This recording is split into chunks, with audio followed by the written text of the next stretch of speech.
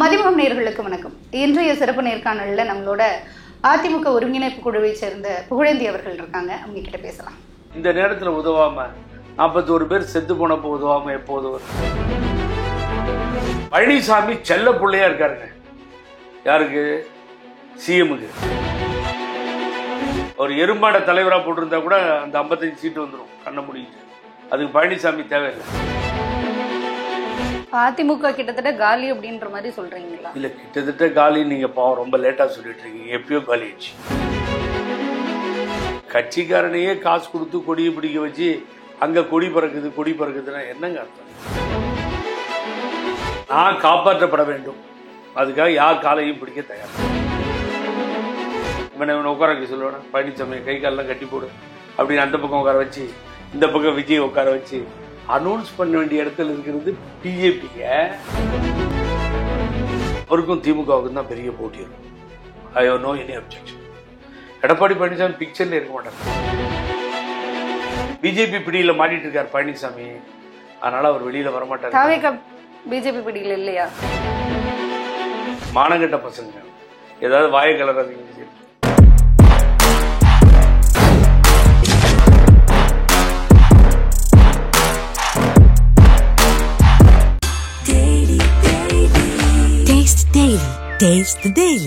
டயா booster சுகரை control பண்ணும், உங்க ஆரோக்கியத்தை மீட்டு தரும். சர்க்கரையை கட்டுப்படுத்துறதுக்கான எளிமையான வழிமுறை, இயற்கையான வழிமுறை. அனைத்து மருந்து கடைகளிலும் கிடைக்கும். வணக்கம் சார். வணக்கம். மதிமுகம் டிவிக்கு வணக்கம், உங்களுக்கு வணக்கம், விஜயலட்சுமிக்கு வணக்கம், பார்க்கின்ற நேயர்களுக்கு நெஞ்சார்ந்த நன்றி. Okay sir. இப்போ பொதுவாகவே அரசியல் களம் அப்படின்றது தேர்தல் அறிவிச்சிட்டாலே அப்படின்னாலே பரபரப்பாயிடும். இப்போ இந்த கரூர் துயர சம்பவத்துக்கு அப்புறமா மிகப்பெரிய குழப்பங்கள் நடந்துகிட்டே இருக்கும். கூட்டணி வைக்கிறதுல இருந்து இல்ல இங்க இருக்கக்கூடிய முக்கிய பிரதான கட்சிகளினுடைய நிலைப்பாடுகள்ல அப்படின்றது நிறைய கேள்விகள் இருக்கு. உங்க பார்வையில் அதை எப்படி பாக்குறீங்க?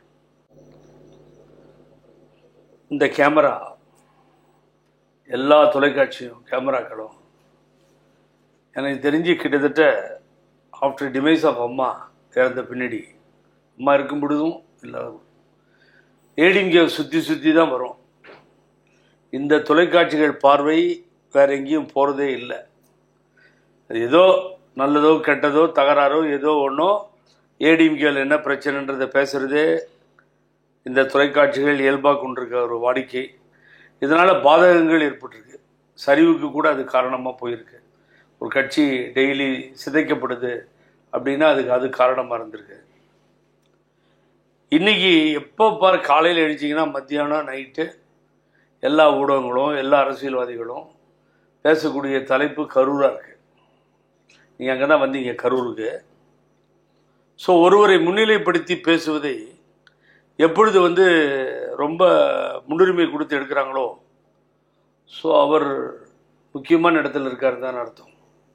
விஜய், நீங்க அப்படி பாக்குறீங்களா? விஜய் முக்கியமான இடத்துல நீங்க பேசவே மாட்டீங்களே. விஜய் முக்கியமான இடத்துல இல்ல, விஜய் தவிர்க்கப்படக்கூடிய ஒரு நபர் அப்படின்னு நீங்க நினைச்சீங்கன்னா, காலையில் எழுச்சா நம்ம மதிமுகம் மாத்திரம் சொல்ல, புதுமுகங்களும் அதை தான் பேசுது, பழைய முகங்களும் அதை தான் பேசுது, மதிமுகமும் அதை தான் பேசுது.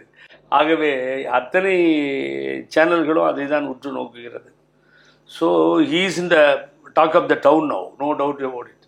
அதனால் அவரை பொறுத்த வரைக்கும் அவர் நிற்கிறார். எப்படி நிற்க போகிறார், எப்படி அவரை ஸ்ட்ராங் பண்ணிக்க போகிறார், எப்படி முன்னெடுக்க போகிறார் தெரியாது எனக்கு. பட் இன்னைய நிலைமையில் அவரை பேசுறது தான் சூழலாக இருக்குது. ஆகவே கரூரை பொறுத்த வரைக்கும் இப்போ சென்ட்ரல் பியூரோ ஆஃப் இன்வெஸ்டிகேஷனுக்கு உத்தரவு போட்டுடுச்சு உச்சநீதிமன்றம். நான் ஏற்கனவே சொல்லியிருக்கேன், மதிமுகமும் எடுத்திருக்கீங்கன்னு நினைக்கிறேன், எடுத்து போட்டிருப்பீங்கன்னு. ஒரு 4-5 போலீஸ் ஆஃபீஸரை சஸ்பெண்ட் பண்ணி, ஏன்னா போலீஸும் ரெஸ்பான்சிபிலிட்டிஸ், அதை நீங்கள் அவாய்ட் பண்ண முடியாது. ஸோ சிஎம் பிஸியாக இருக்கலாம், அங்கே இருக்க செக்ரட்டரிஸ் அவங்கவுங்க எடுத்து, முக்கியமாக ஹோம் செக்ரட்டரி மற்றவங்க டிஜிபி லெவலில் கீழே வேலை செய்கிற போலீஸ்காரனை தூக்கி தலைமையில் வச்சுட்டு ஆடினா அந்த டிபார்ட்மெண்ட் உருவிடாதது. நான் ஓப்பனாக சொல்கிறேன், எக்ஸ்பீரியன்ஸை சொல்கிறேன். தமிழ்நாட்டில் சில ஐபிஎஸ் ஆஃபீஸரு நீங்கள் அப்பாயின்மெண்ட்டே வாங்க முடியாது. எதுக்கு போலீஸ் அதிகாரி? மக்களை பார்க்கறதுக்கு தானே. ஐயாட்ட நீங்கள் அப்பாயின்மெண்ட் வாங்கினீங்களா, ஐயாவை பார்க்க வந்திருக்கீங்களா, ஐயா பிஸியாக இருக்காரு, ஐயா தேசிங்க ராஜாவோட பேசிகிட்டு இருக்காரு, ஐயா முகமது அலியோட பேசிகிட்டு இருக்காரு. இது மாதிரி குரல்கள் தான் வருது.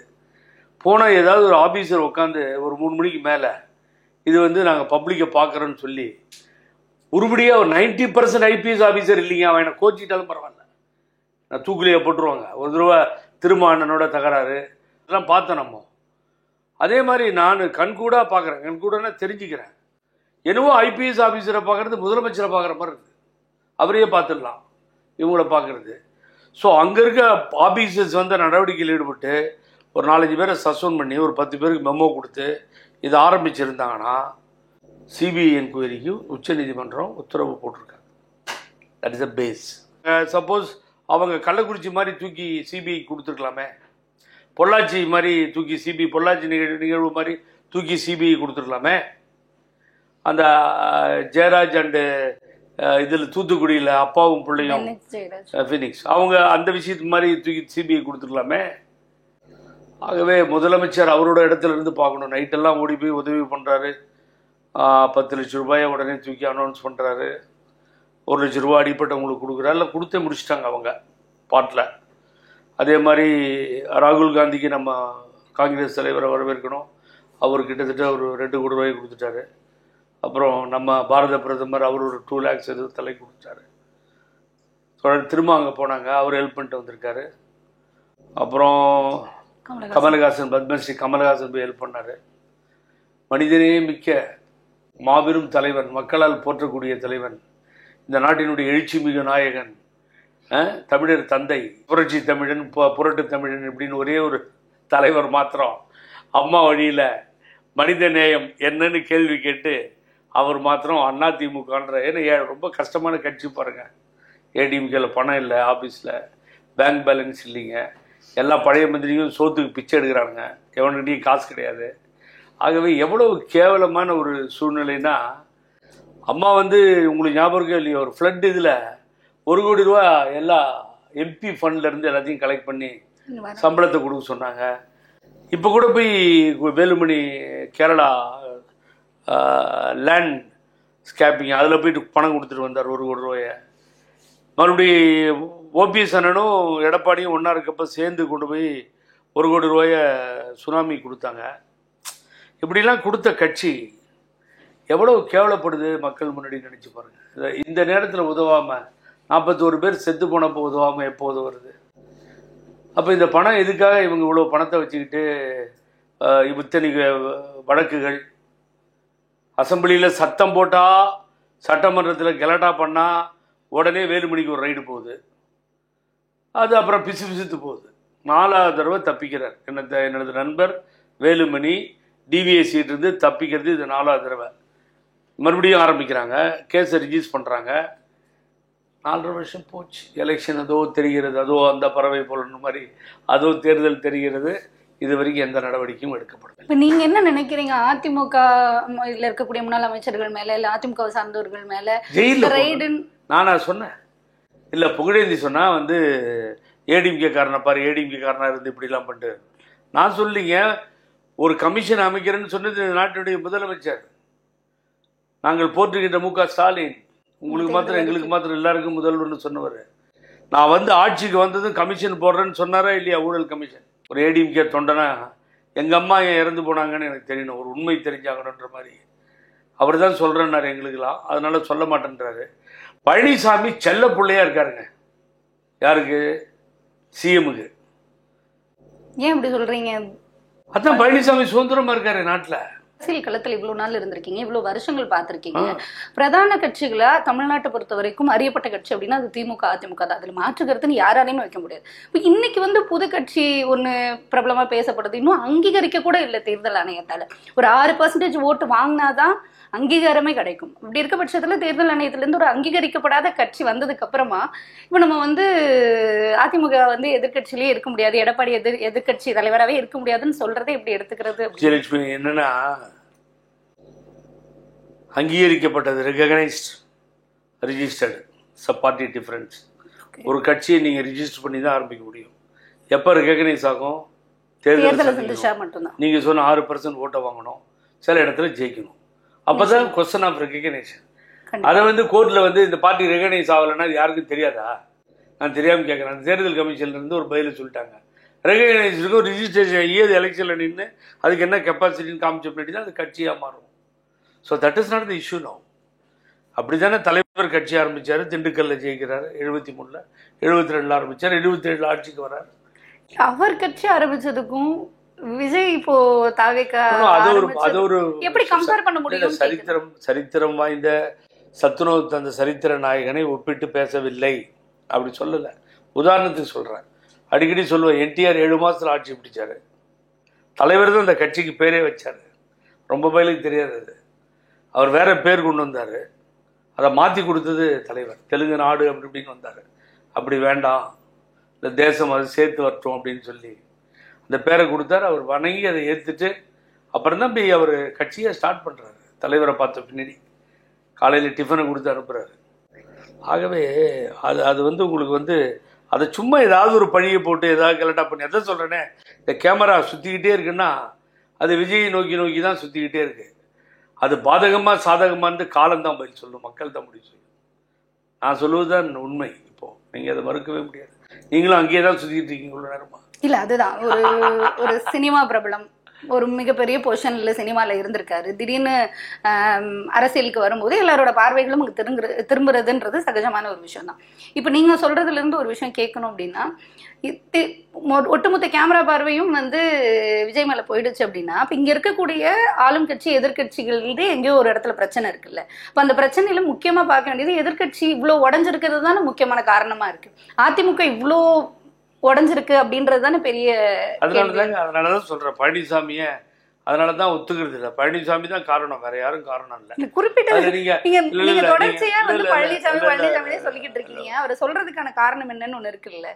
அது நீங்க தான் குறிப்பிட்ட இடத்துல தொடர்ச்சியா உங்களோட இன்டர்வியூ எடுத்து பார்த்தா பழனிசாமி அவர்களை விமர்சிக்கிற ஒரு ஆளா நீங்க மட்டும் தான் இருக்கீங்க. அப்படி இருக்கும்போது அது ஏன் நான் வில்லனா இருக்கணும், இல்ல அவர் எனக்கு வில்லனா இருக்கணும், யாரும் இல்லை. ஏதோ ஒரு முரண்பாடு இல்ல. எனக்கு என்ன பழனிசாமிக்கு சொத்தாங்க புரியல. Like he is a very good friend of mind. ரொம்ப ஒரு காலத்துல இவ்வளோ ஃப்ரெண்ட் இல்லை. 2 பேரும் சேர்ந்து தான் அம்மாவை பார்க்கறதுக்கு போவோம் அப்போலோ ஹாஸ்பிட்டலுக்கு. என்னோட மாமனார் மாமியார் இருந்தப்பெல்லாம் கண்ணங்குறிச்சி சேலம் அவர் வந்துட்டார். அவரும் செம்மலை அண்ணனும் வந்தாங்க. அப்படிதான் பழகணும், எல்லாம் பண்ணோம். ஒரு இயக்கத்தில் அம்மாவுக்கு வந்து எனக்கு ஒன்றுமே நான் இது இந்த கட்சியிலிருந்து எடுத்துக்கல. கிடைத்தவர் பிரித்து கொண்டார், உழைத்தவர் தெருவில் நின்றார் மாதிரி ஆச்சு. அதை பற்றி கவலையும் படல. அம்மா இருக்கும்பொழுது நான் எங்கே வேணாலும் போயிருக்கலாம். என்னை கூப்பிட்டு இங்கே வந்துருங்கன்னாங்க. கடைசியாக எம்பி பண்ணுறேன்னு சொல்லிட்டு போனவங்க ஆஸ்பத்திரி போயிட்டாங்க, ராஜ்யசபா எம்பி. இப்படி தான் முடிஞ்சது நம்ம அரசியல் வாழ்வு. 11 வருஷம் அந்த கோர்ட்டுக்கு கூட அன்னப்பனை கொடுத்தோம், எல்லாம் நடந்தது. ஒரு கட்சியினுடைய தலைமை பழனிசாமியை இவன் ஒரு லீடரா, ஒரு டயர் நிக்கி, இவனுக்கு என்ன ஃபினான்ஸ் தெரியும், இவெல்லாம் ஒரு ஆளுன்னு முதலமைச்சர் ஆகிறான் நாட்டில். சொன்னது புகழேந்தி இல்லைங்க, உங்களால் யாருன்னு சொல்ல முடியுமா? அதோடு இல்லாமல் அடுத்த வார்த்தை, அவரெல்லாம் ஒரு லீடரா, ஓபிஎஸ்ன்னு அவர் அந்த கட்சிக்கு ஒருங்கிணைப்பாளர். நாங்கள் இல்லைன்னா 15% ஓட்டு கூட இந்த கட்சி வாங்கியிருக்காது, 10%, 15%. அன்புமணி ராமதாஸ். நான் ஃப்ளைட்டில் ஏறுறேன் பெங்களூரில், இது என் காதுக்கு வருது. அப்புறம் நான் பார்த்தேன். அப்புறம் நம்ம நண்பர்கள் இன்ஃபார்ம் பண்ணால் நேராக ஒரே கூட்டம் ஏர்போர்ட்டில் பிடிப்பிடியும் பிடிச்சி விட்டேன். நான் அப்போ வந்து செய்தி தொடர்பாளராக இருக்கேன். அதுக்கு நான் பதில் சொல்கிறேன், என்னடா நீ சுண்டக்காய் கட்சி வச்சுட்டு யாரப்பா சொல்கிற? நீ இந்த கட்சியால் ஒன்றால் எந்த பயனும் இல்லை. 65 + 1 66 சீட்டு ஜெயித்தோம். 1 கூட்டணி ரெட்டையில ஜெயிச்சது, 65 நாங்கள் ஜெயித்தோம். 51 சீட்டு 2வது தடவை 3வது தடவை இந்த கட்சிக்கு ஜெயிச்சு கொடுத்துருக்காங்க மக்கள் அப்படின்னு படித்து காமிச்சேன் நான். ரொம்ப பேருக்கு புரியாது. இந்த முட்டாபய தலைமையில் 66 சீட்டு வந்ததாக பல பேர் பேசிட்டு இருப்பான் நாட்டில். அது கிடையாது. 51 இடங்கள் அம்மா இருக்கும்பொழுது 3வது இடமா ஜெயிக்குது, 2வது தடவை 3வது தடவை ஜெயிக்குது. தொடர் வெற்றிகள், ஹேட்ரிக் அடிச்சிருக்கு.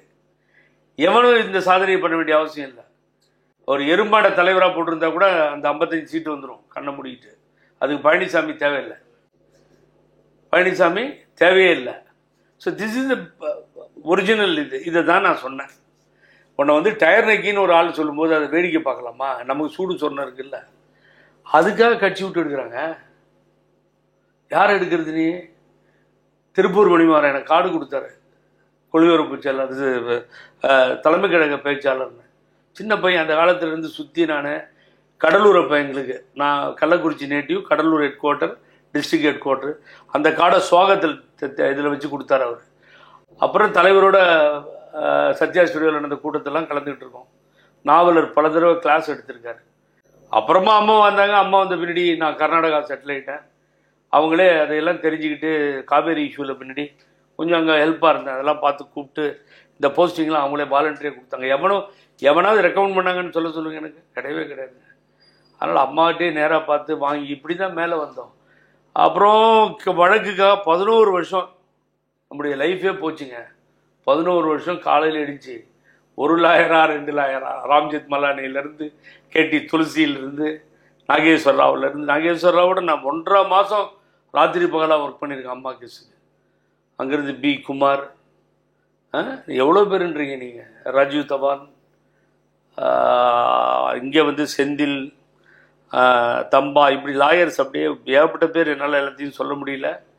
நண்பர்கள், அவ்வளோ நண்பர்களோட தினங்க நீங்கள் நம்பவே மாட்டீங்க, டியூட்டிக்கு போகிற மாதிரி போவேன். காலையில் போலீஸ்காரன் போகிற மாதிரி அப்படிலாம் உழைச்ச ஒரு ஆளை கட்சி விட்டு எடுக்கிறேன்னு பொழுது என்னத்துக்காக எடுக்கிறோம்? ஒன்று, நான் தப்பு பண்ணியிருக்கணும், யார்கிட்டயா காசு வாங்கி ஏமாற்றிருக்கணும், மோசம் பண்ணியிருக்கணும், தவறு பண்ணியிருக்கணும், கிரிமினல் ப்ரொசீடிங்ஸ் இருக்கணும் ஏதாவது.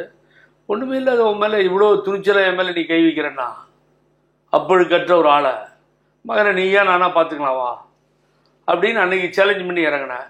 நான் நினைச்ச மாதிரியே அவனுடைய நடவடிக்கைகள் சர்வாதிகாரமாக மாறிச்சு. என்னுடைய வரலாறுல தந்தை பெரியாரை பார்த்திருக்கேன். அவர் தான் பேர் வச்சார். பேரறிஞர் அண்ணா என்ற பள்ளியில் பயின்றோம்.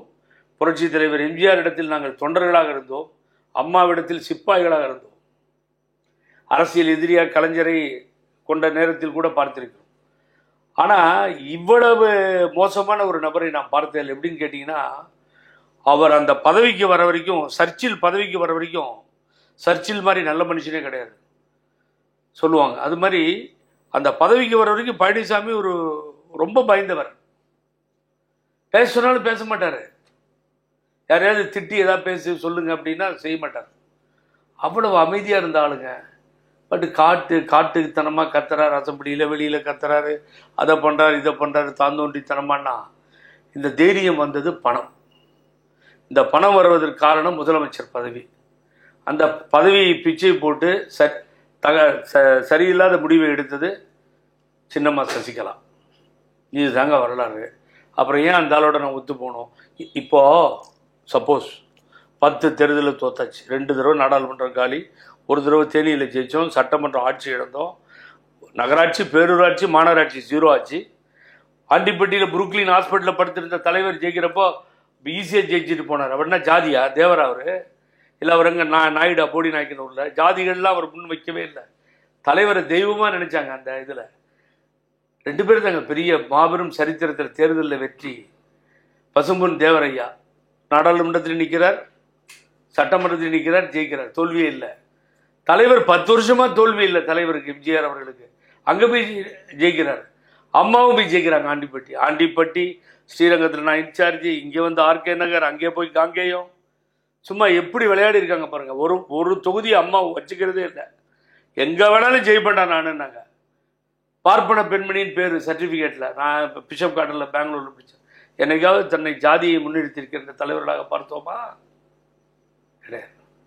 ஆகவே நீங்கள் வந்து ஒரு கட்சி உன்னோட தொகுதிக்கு ஜெயிக்கிறதுக்கு வேணும்னு சொல்லி அந்த கட்சிக்காக நீ வந்து சொந்த கட்சியினுடைய முக்கியமான ஒரு பேச்சாற்றல் மிக்க அம்மா தலைவர் வழியில் வந்து ஒருத்தர் இடந்துருவியா? நீ உன்னோட சொந்த நபரையே கட்சி விட்டு எடுக்கிற. அப்புறம் மாறிட்டார். அப்படியே மாறி அவருடைய செயல்பாடுகள் எல்லாம் தோல்வியில் முடியுது. எப்படி நீங்கள் டிரைவிங் சரியில்லைன்னா ஆக்சிடென்ட் ஆகும், நீச்சல் வரலன்னா சாக வேண்டியதான், தெரியாமல் போய் தண்ணியில் இறங்கிட்டா. ஸோ இதுதான் அவரை நம்பி போனவெல்லாம் காலி.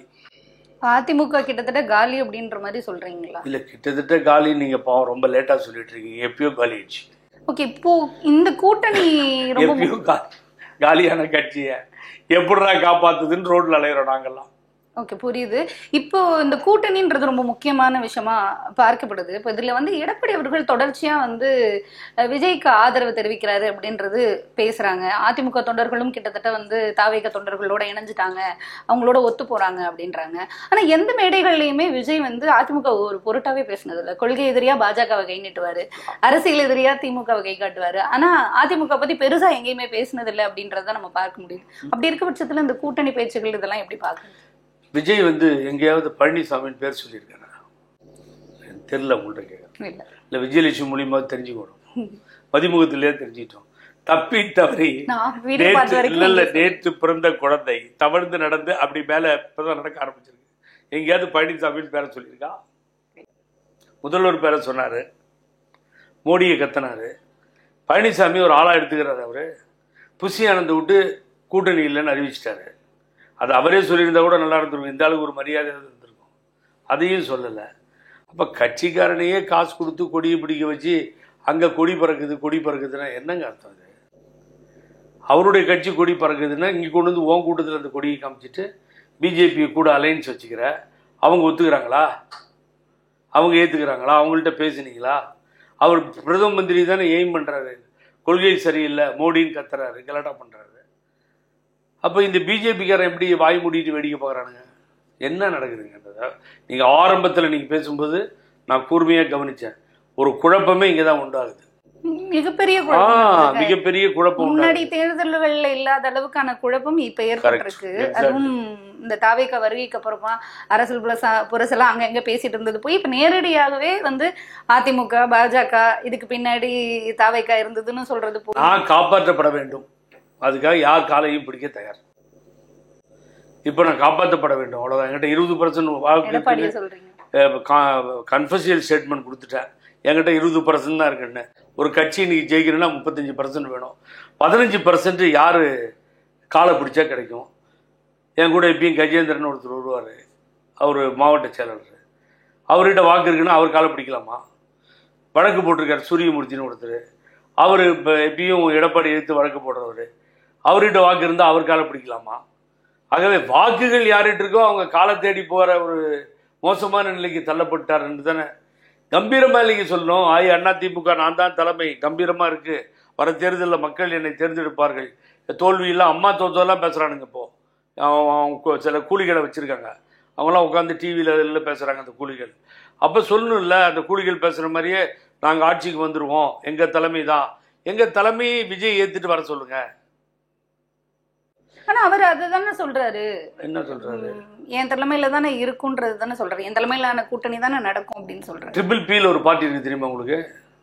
பாகிஸ்தான் பீப்புள் பார்ட்டின்னு பாகிஸ்தான்ல இருக்கு. அவங்க கூட இந்த ஆள் கூட வர மாட்டாங்க கூப்பிட்டா. இல்ல, அவர் இண்டிவிஜுவலான்றதை தாண்டி ஒரு பெரிய கட்சியை முன்னிலைப்படுத்தி தானே அவர் இருக்கிறார். அதிமுகன்றது ஒரு பெரிய கட்சி. அதுதாங்க நான் சொல்றேன், மதிமுகத்துக்கும் சொல்றேன், எல்லா முகத்துக்கும் சொல்றோம். யாரும் அவரை இன்னும் பொதுச் செயலர் அங்கீகரிக்கலைங்க. அங்கீகரிக்கிற ஒரு கூட்டம் இருக்குல்ல, அங்கீகரிக்கிற ஒரு கூட்டம் மீடியா என்ன கோச்சிட்டாலும் பரவாயில்ல. அவர் ஏமாத்தி அவரே சொல்லிக்கிறார், இந்த மீடியா ஒத்துக்குது. மீடியான்னு நீங்க சொல்றீங்க அங்கீகரிக்கிற கூட்டம். அப்புறம் எப்படி கட்சி அவர் நடத்துற கட்சி கூட்டத்துக்கு எப்படி கூட்டம் வரும்னு நினைக்கிறீங்க? இப்ப கரூரே எடுத்துக்கலாமே, கரூர்ல இந்த இன்சிடென்ட்டுக்கு முன்னாடி அவர் ஒரு கூட்டம் போட்டாரு. அவ்வளவு பெரிய கூட்டம், எடப்பாடி அவர்களோட மீட்டிங்க்கும் வந்தாங்க. ஆதரிக்காம பேசுறதுக்கோ இல்ல சோசியல் மீடியால பேசுறதுக்கோ எப்படி முன்னாடி வருவாங்கன்றது ஒண்ணு இருக்குல்ல. விஜயலட்சுமி பேசுகிறாருன்னு போஸ்ட் அடிக்கிறாங்க. எனக்கு பெரிய ஃபங்க்ஷனரியே இருக்கு. என்ன மதிமுகம் விஜயலட்சுமி இன்று பேசுகிறாருன்னு. நீங்கள் எவ்வளோ கூட்டம் வேணும்னு சொல்லுங்கள், அங்கே கூட்டம் வரும். நீங்கள் எப்போ சொல்கிறீங்களோ அப்போ கை தட்டும்.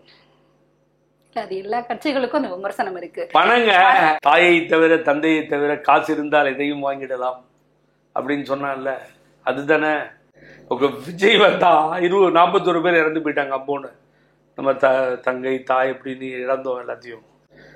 பழனிசாமி தள்ளுமுள்ள ஒருத்தனாவது கீழே விழுந்திருக்கானா பார்த்தீங்களா?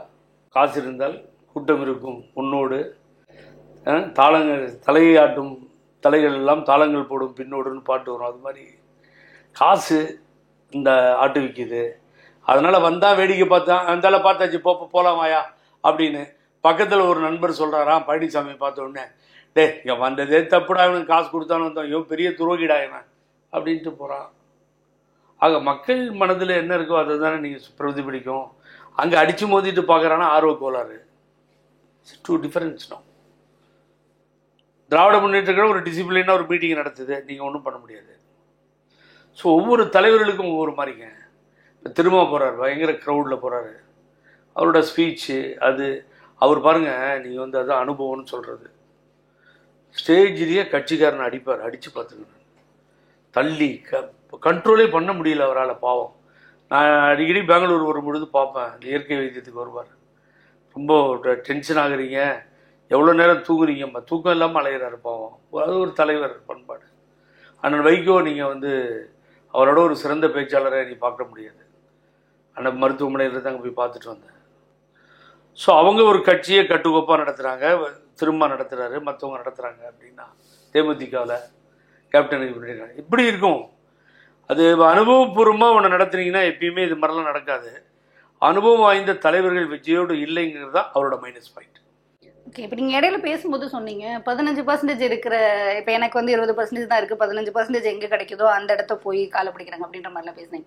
நீங்கள் சொல்கிறத வச்சு நான் தாவேக்காவை தான் அப்படின்றது எடுத்துக்கிறேன். இப்போ ஒருவேளை 2 பேரும் கூட்டணிக்குள்ளே வந்தாங்க அப்படின்னா முதலமைச்சர் அந்த இடத்துல யார் இருப்பாங்க அப்படின்றதுக்கு. ஏன்னா இங்கிட்டு இவர் ஏன் தலைமையிலன்றாரு, அங்கிட்டு தாவேக்க தலைவர் ஏன் தலைமையிலன்றாரு. 2 பக்கமும் 2 விதமான இது இருக்குது. அப்போ 2 பேரும் ஒன்றா சேர்ந்தா யார் அப்படின்றது. 3 பேர் இன்னொருத்தர் விட்டீங்க, பாஜகவே ஒட்டிகிட்டு இருக்க கட்சி ஒன்றுமே. அந்த ஒட்டிட்டு இருக்க கட்சி என்ன பண்றது? அவங்க இன்னும் எங்க தலைமையிலன்னு யாரும் சொல்லல. நீங்க மறுபடியும் அங்கேயே போங்க, அங்கேயே ஆரம்பிப்போம். பெரிய குழப்பத்தை தான் உண்டாகும். டேய் நீ உட்கார்ற, நீ யாரு, புதுசாக கட்சி ஆரம்பிச்சு தான் உட்காரு, இவனை உட்கார வைக்க சொல்லுவேனா, பழனிசாமி கை காலெல்லாம் கட்டி போடு அப்படின்னு அந்த பக்கம் உட்கார வச்சு, இந்த பக்கம் விஜய் உட்கார வச்சு அனௌன்ஸ் பண்ண வேண்டிய இடத்துல இருக்கிறது பிஜேபிங்க. இந்த ஆள் இப்படி விட்டு வருவாரு. இவருடைய தலைமை எது? லாயர்ஸ் ரோடு இல்லை, அதிமுக ஆபீஸு, அமித்ஷா இல்லம் தானே, உள்துறை அமைச்சருடைய இல்லம் தானே வீடு. இப்பெல்லாம் வந்து இந்து முன்னணி மாநாட்டில் 4 அமைச்சர்கள் கலந்துக்கிறாங்க. பாரதிய ஜனதா துண்டை எடுத்துகிட்டு போய் உதயகுமார் போடுறாரு, முன்னாள் அமைச்சர். போலோ பாரத் மாதாக்கின்னு ஆரம்பிச்சிட்டாங்க. அப்புறம் கோயம்புத்தூர் போனீங்கன்னா அவர் RSS மாநாட்டில் கலந்துக்கிறாரு. யார், வேலுமணி. எல்லாம் பாருங்க, இதெல்லாம் திராவிட இயக்கத்தினுடைய வரலாறுகள். தந்தை பெரியாரும் அண்ணாவும் பேரறிஞர் அண்ணாவும் தலைவர் அம்மாலாம் சொல்லி கொடுத்தது தானே. இது மாதிரி போங்க, மானங்கட்ட பசங்க, ஏதாவது வாயை கலராதிங்க விஜய். காலையில் பிடிச்சி திட்டி விட்டுருவாங்க. இல்லை ஏதாவது சொரணன் இருக்கா, திராவிடன் ஐடியாலஜி இருக்கா, ஏதாவது புக்கே படிக்க முதல்ல ஒரு ப்ரெஸ்காரர் கேட்குறாரு, என்ன புக்கெல்லாம் படிப்பீங்க?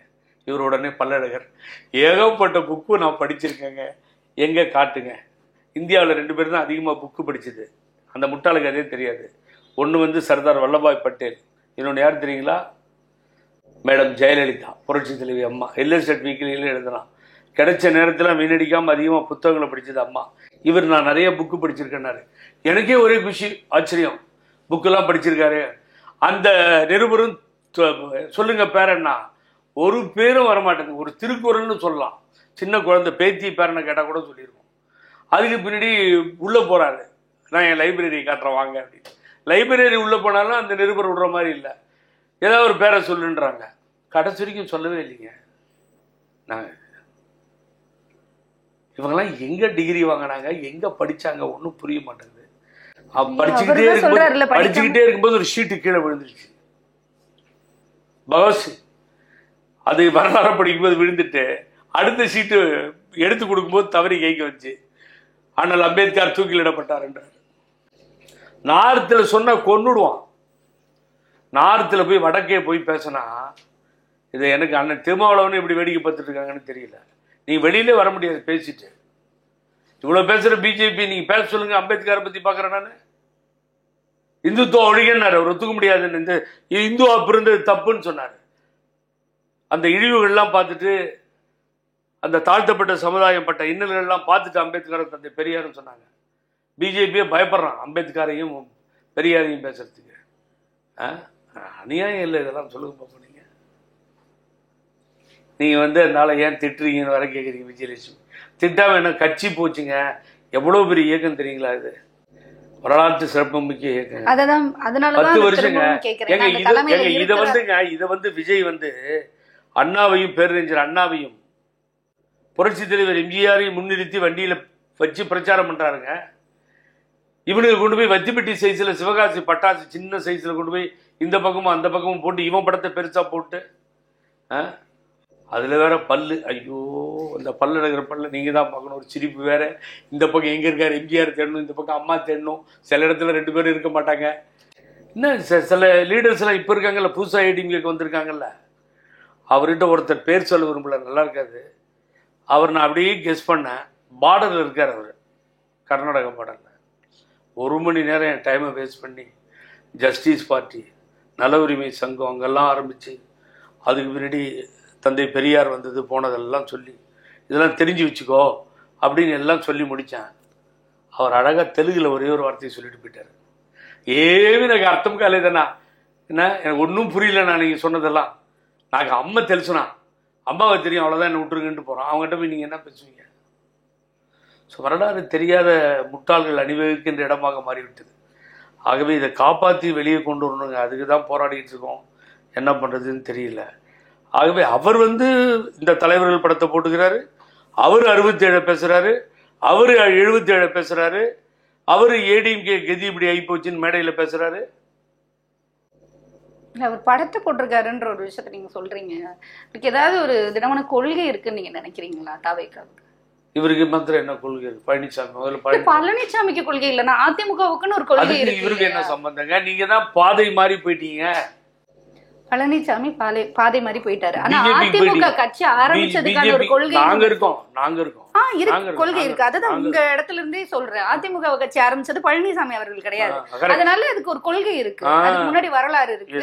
தமிழகத்துல அது ஒரு மிகப்பெரிய ஸ்ட்ராங்கான கட்சின்றதுல எந்த மாற்று கருத்து இல்ல. ஆனா தாவேக்காக்கு அப்படியான கொள்கை இருக்கா? படத்தை மட்டும் போட்டுட்டா ஏத்துக்கலாமா? நீங்க ஒரு இடத்துல பேசியிருந்தீங்க, அதை பார்த்துட்டு தான் கேட்க. அது அவர் தான் சொல்லணும். அவரோட மேனிஃபெஸ்டோ எலெக்ஷன் டைம்ல சொல்லணும். அவரோட கொள்கை கோட்பாடுகளை அவர் சொல்லணும். அனுபவமிக்க தலைவர்களை கூட வச்சுக்கணும். அதுக்கு அப்படியான தலைவர்கள் அந்த கட்சியில இருக்காங்கன்னு நினைக்கிறீங்களா? I don't think. அது இல்லவே இல்லை. அதுதான் இப்போ அவரு ரொம்ப அடையாளப்படுத்தி சொல்றாரு. தந்தை சொல்மிக்க மந்திரம் இல்லை. எம்ஜிஆர் கட்சி ஆரம்பிச்சு ஜெயிச்ச மாதிரி நான் ஜெயிப்பேன்றத அவர் முன்னிலைப்படுத்துறாரு. நிறைய இடங்கள்ல அதிமுக கட்சியை பேசுறாரு. அங்க இருந்துதான் வந்தோன்ற மாதிரி எல்லாம் பேசுறாரு, புரியுது. ஆனா நான் என்ன கேக்குறேன்னா, அவரு எம்ஜிஆர் அவர்கள் தனியா கட்சி ஆரம்பிச்சப்ப இருந்த அரசியல் ஆளுமைகள் கூட சப்போர்ட்டுக்கு இருந்தவங்க மாதிரி விஜய்க்கு அப்படி யாரு கூட இருக்கா? இல்ல, யாரும் இல்ல. That is I accept. நீங்க அதுல எந்த மாற்று கருத்தும் இல்லை. அவங்க கூட இருக்கவங்க என்ன நினைக்கிறாங்களோ. அனுபவம் வேற. கூட இருக்க நல்லவர்களாக கூட இருக்கலாம், தலைவர்கள் வேற. அனுபவத்தை நீங்க சம்பாதிக்கவே முடியாது. நான் சில பேர் சொல்றேன், நாவலர் நெடுஞ்செழியன், மதியழகன், இது போன்ற தலைவர்கள்லாம் இருக்காங்க இல்லைங்களா? கேஏகேலாம் என்ன மாதிரி தலைவர்கள்? இப்படிப்பட்ட தலைவர்கள்லாம் நீங்க அந்த தலைவரோடு இருந்தவர்கள்லாம் எடுத்தீங்கன்னா, தலைவர் பொறுத்த வரைக்கும் நீங்க சில விஷயம் நீங்க ஒரு நிமிஷம் சொல்லிடுறேன், ஒரு 7-8 பேரை கூட வச்சுக்குவார். அண்ணன் திருவாரூர் தங்கராசு இரத்த கண்ணீர் எழுதினார்ல, அவர். அதுக்கு முன்னாடி செங்கம் ஜப்பார், கேடி தங்கமணி, கம்யூனிஸ்டில், இப்படி ஒரு 7-8 பேரை ஒரு கேங் ஃபார்ம் பண்ணி வச்சுக்குவார். எந்தவித தலைப்பு எந்தவித செயல்பாடாக இருந்தாலும் அவங்களோட கூட்டு தான் டிஸ்கஷன் நடக்கும். அவங்களோட கூட்டு கருத்துக்கள்லாம் கேட்டு அப்புறம் தான் முடிவு எடுப்பார் எம்ஜிஆர். தனியாக எடுக்க மாட்டாருங்க. அம்மாவும் அப்படி தான். இந்த ஆளாக அதிகமாக கூப்பிட்றது இல்லைங்க பழனிசாமி. இவர் எந்த மூலையில் இருந்தாருன்னு தெரியாது. ஓபிஎஸ் அண்ணன் ஒரு 4 பேரை கூப்பிடுவாங்க, காலைல உட்கார வச்சு பேசுவாங்க. ஒரே காமெடியாக இருக்கும். காலையில் அவங்க பேசும்போது கேட்டிங்கன்னா, இந்த இவர் சரியில்லையாங்க, ஒரு மோகன், ஒரு மாவட்ட செயலாளர், அந்தாலும் எடுத்துடலான் இருக்கேன், எனக்கு ரிப்போர்ட்டெல்லாம் சரியாக வரல. உடனே அந்த லிஸ்ட்டில் செங்கோட்டையெல்லாம் இருப்பாங்க, ஒரு 4-5 பேர் இருப்பாங்க. உடனே நாங்கள் முதல்லையே சொல்லணுன்னு இருந்தோம்மா, அந்த ஆள் சரியில்லைங்கம்மா, இப்போ தான் நீங்கள் அம்மா சொல்லியிருக்கீங்க, நீங்கள் எடுத்துருங்கம்மா அப்படின்வாங்க. இல்லைடா, அதுதான் உங்கள்கிட்ட கன்சல்ட் பண்ணேன், அந்த மாவட்டத்துக்கு சரியாக வராதா, அந்த அவரை வச்சுக்கிட்டு இருந்தா வேறு யாரையாவது ஒருத்தரை ப்ரிப்பேர் பண்ணி நீங்கள் சொல்லுங்கள், சாயங்காலம் சொல்லுங்கள், நானும் கேட்டு வைக்கிறேன். அப்புறம் 5 மணிக்கு வர சொல்லியிருப்பாங்க. 5 மணிக்கு போய் 5 பேரும் உட்காந்துக்குவாங்க. பன்னீர்செல்வம், நான் காலையில் சொன்னேன்ல, ஆமாங்கம்மா நீங்களே செலக்ட் பண்ணிக்கோங்கம்மா அப்படின்னு இவங்க சொல்லுவாங்க பயந்துட்டு. அப்போ அவர் இல்லை, நான் ரொம்ப நேரம் கணக்கு போட்டேன், சின்ன தப்பை பண்ணால் கூட அந்த மோகன் தான் சரியாக தெரியுது, உன்னை விட்டால் வேறு ஆள் இல்லை அப்படின்னு. இப்போ இவங்க டைலாக் என்ன பார்த்துருக்குன்னு தெரியுங்களா? ஆமாம்மா இதே தான்மா நாங்கள் காலையில் சொல்லணும்னு இருந்தோம்மா, நாங்கள் காலையில் சொல்ல முடியலம்மா அம்மா முன்னாடி, அவரே இருக்கட்டும்மா, ஒன்றும் பிரச்சனை இல்லைம்மா.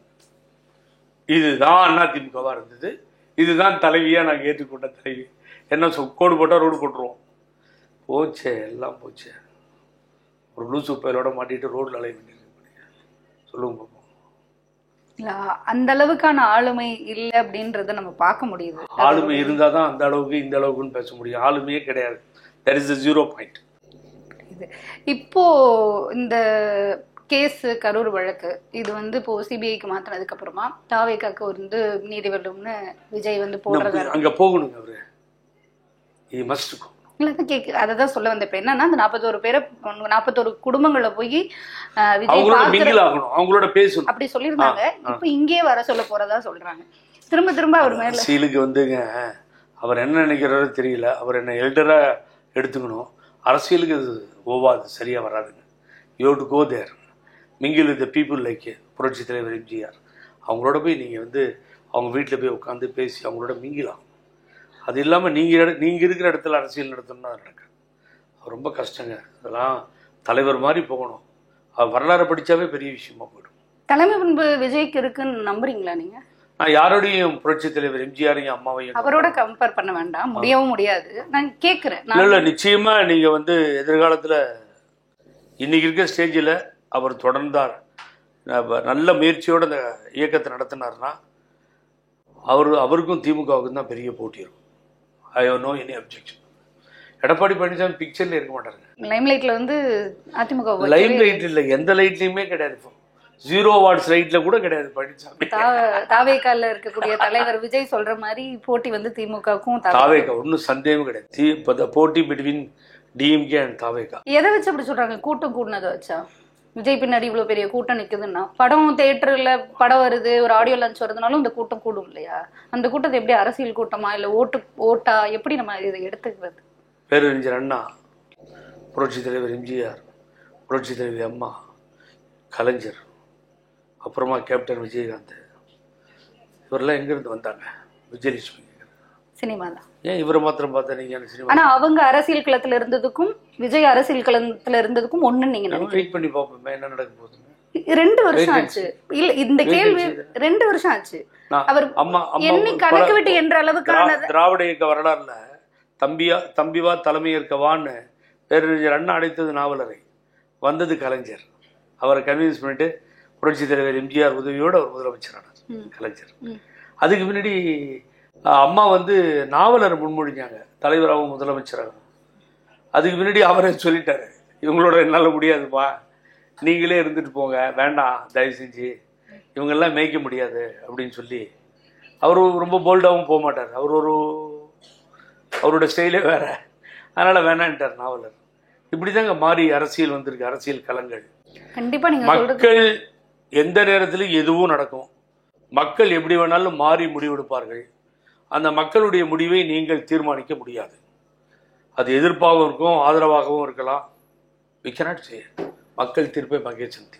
களத்துக்கே வரல, மக்களையே போய் சந்திக்கல. உங்களுக்கு அதை எப்படி நீங்க பாக்குறீங்கன்ற புரிதலுக்காக நான் கேட்கிறேன். அப்படின்னா ஒரு குழந்தை பிறந்து இப்பதான் ஆனா ஆவண்ணா சொல்லி அது நர்சரி ஸ்கூலுக்கு போயிட்டு இருக்கு, எல்கேஜி யூகேஜி இப்படி போகும்.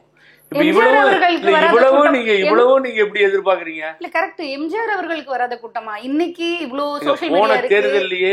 போன தேர்தலிலேயே விஜய் அடுத்த தேர்தலில் பார்க்கலாம்னு சொல்லிட்டாரு. அதுக்கு முன்னாடி அவர் சினிமாவில் பிஸியா இருந்திருக்கலாம். மக்கள் முடிவு செய்யணும்.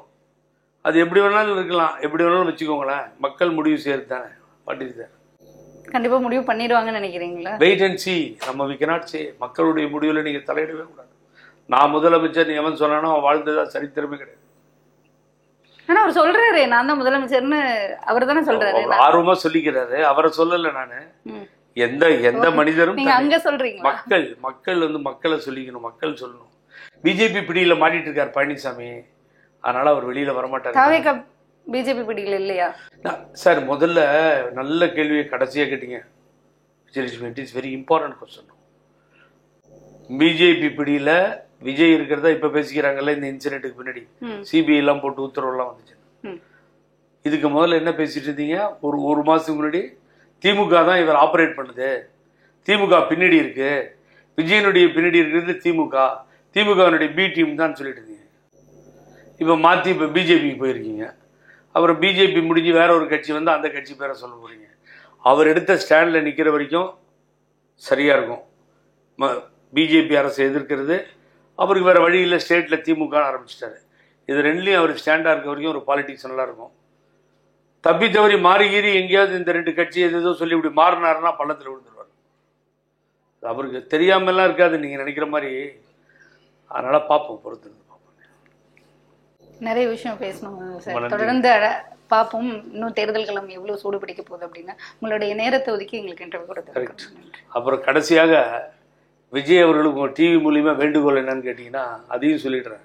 மதிமுக மூலியமாக இந்த ஜெயிலுக்கு போயிட்டு வந்தவன், குற்ற வழக்குகளில் இருக்கவன், கிரிமினல் கேஸ் எல்லாம் சுமந்து ஜெயிலில் இருந்தவன், அது மாதிரி அரசியல் வரக்கூடாத சிலர் தெரியாமல் உள்ளே வந்துட்டான், அப்புறம் லஞ்சம் கொடுக்க முயன்று ஜெயிலுக்கு போனவன், இப்படிலாம் பல பேர் இருக்கிறாங்க. அவங்களையெல்லாம் அடையாளம் கண்டு அப்படிப்பட்ட கிரிமினல்களை அந்த கட்சியில் அவர் தலைவராக இருந்தால் அவர் கூட்டணியை வைத்துக் கொள்ளக்கூடாது. அது அவர் கரெக்டாக அந்த ஸ்டடியாக போகணும். அதனால் பெருந்தலைவர் காமராஜர் சொன்ன மாதிரி இதுவும் அதே குட்டையில் உரிய மட்டைன்ற மாதிரி ஆகிடக்கூடாது. ஆகவே அவருடைய பாதை தனியாக இருக்க வேண்டும்.